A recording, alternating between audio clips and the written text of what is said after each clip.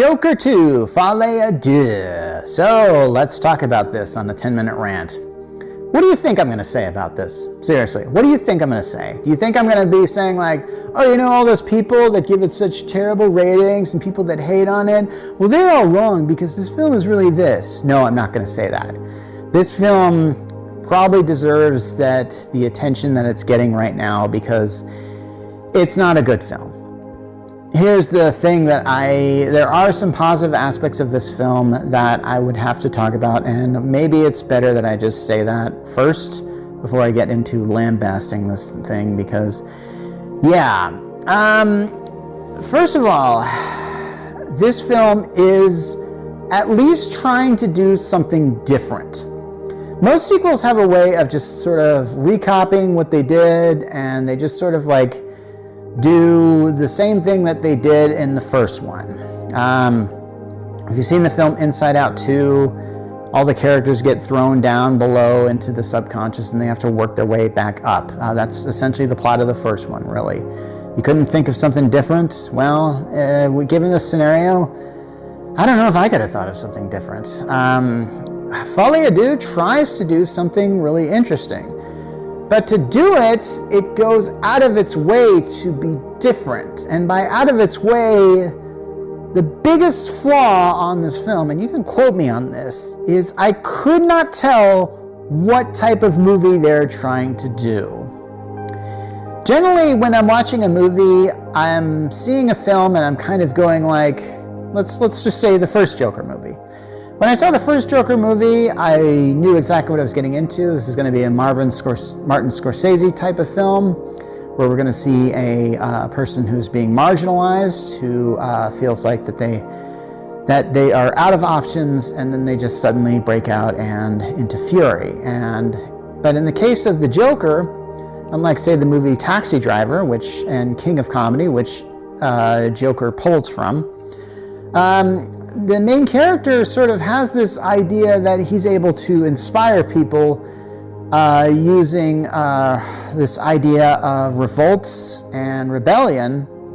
But of course, I think we all know that the Joker from Batman is essentially a crime lord and just wants to institute chaos. And at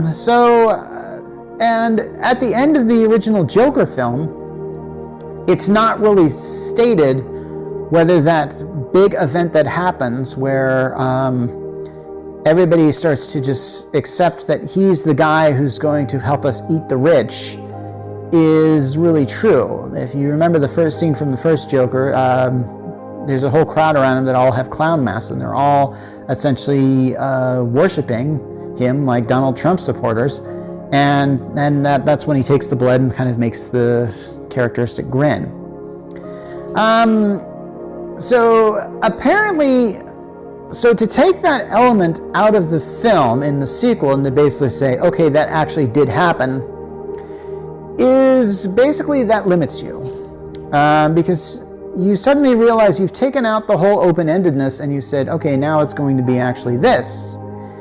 And I sort of get the feeling like this was promised, this first Joker film was promised, it's a one and done, we're going to tell this story, it's not going to be linked to the DC cinematic universe, it's its own thing, and then they went ahead and made a sequel to it. From then, it was kind of like, yeah, I could hear the badness forming. It was just like, it was like that. And then I heard like, hey, they got Harley Quinn on it, and all I said was like, of course they got Harley Quinn on it, why wouldn't they? Harley Quinn's such a popular character, I mean, you can put her on anything and it usually works. And I say usually, Margot Robbie did a pretty good job in Suicide Squad, and then a better job in The Suicide Squad, but not so much in the Harley Quinn Birds of Prey movie. I just kind of felt like,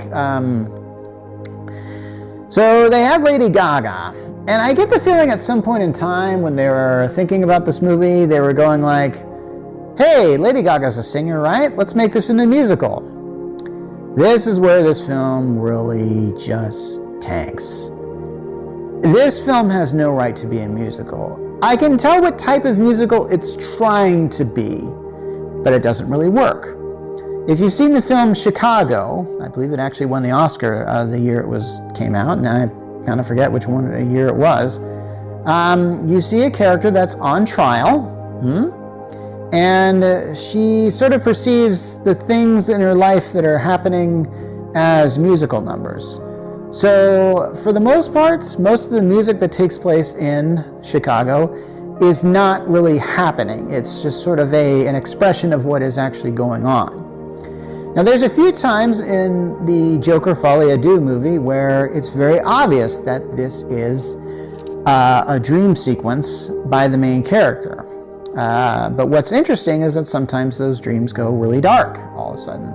And they try and be very light and uppity with this music thing, and then sometimes it just shifts into like this very deranged space. And then there's a lot of times where a character is just singing, where like Joaquin Phoenix just walks in a room and starts singing. And I kind of go like, what's the point of this? Is that he's, is he kind of losing his mind and stuff like this? And what I kind of thought was going to happen, and now maybe that there's, I'm sure you've seen a lot of films like, say, Fight Club or other films in which a character is interacting with a person who we find out is completely imaginary later. And the way this usually is done, and the way that you can usually be cued on this, is you always see this character interact with this one person, but not this other person interacting with other persons that the main character knows. That makes a lot of sense if you think about it. Joker Folie Deux goes out of its way to show a point of view that is not Joaquin Phoenix's point of view, or Arthur Fleck's point of view, which I don't think they did in the first movie. I could be wrong though. Actually, they did, because there's a few shots where they show the Wayne family being killed at the end of it. The Wayne family are not in Joker Folie Deux. What's ironic is that Harvey Dent is, and I'm going to get into spoiler territory, and yeah, you get to see half of his face blown off, because I wouldn't have done that. Anyway, so the thing about Joker Folie Deux, and now I'm going to get into the ending, is that he's having this romance with Harley Quinn, who is another mental patient, and apparently her father is a big psychology bigwig, and she got herself checked in there just so she could follow him, because apparently in this world, or in the sequel, that whole clown rebellion thing was sort of a movement here. And since this film takes place in, say, 1981, 1982, 1983, but early 80s, I don't think they don't have the internet, because apparently that, it sort of has that sort of period piece feel for the early 80s and stuff. And so this movement sort of is gaining momentum, and it's only seen for example, like when Joker's in court, there's always people in the crowd that are cheering him on, which kind of makes me wonder, why are there people like this? And the film doesn't really offer any real answers for that. So yeah, apparently Lee, because I guess we can't call her Harley, because that would be not derivative enough. I don't know why they didn't go that direction. Anyway, she checks herself in a mental institution specifically to meet with Arthur and to specifically fall in love with him.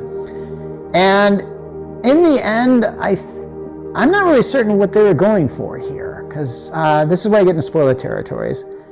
I think the biggest point in this thing, because Joker sort of fires his lawyer and becomes his own defense, and he dresses up in the makeup and suit, which makes me wonder, who provided that for him? I don't know. And then he starts acting like a Southern lawyer or something like that. I was just going what is going on in this movie? What are we going for here? I think he interviews somebody who has witnessed one of his crimes, and I think at that point in time he has regret.